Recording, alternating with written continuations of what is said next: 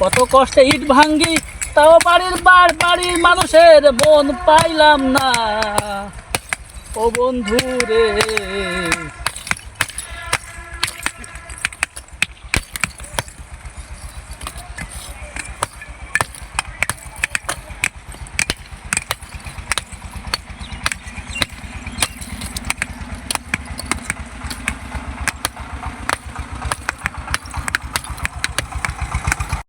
দেখছেন ভাই, আমরা শ্রমিক সারাদিন রোদে পুড়ে এই ঠেটা ভাঙ্গা রোদের মধ্যেই ইট ভাঙতেছি, কষ্ট করতেছি, তাও মানুষের মন পাওয়া যায় না।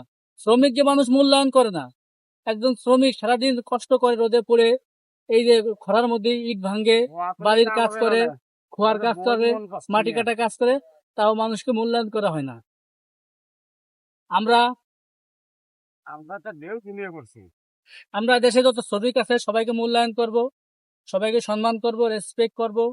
যারা যে জায়গায় কাজ করে তাকে সেইভাবে সম্মান করতে হবে। আমি নতুন শ্রমিক হয়েছি ভাই।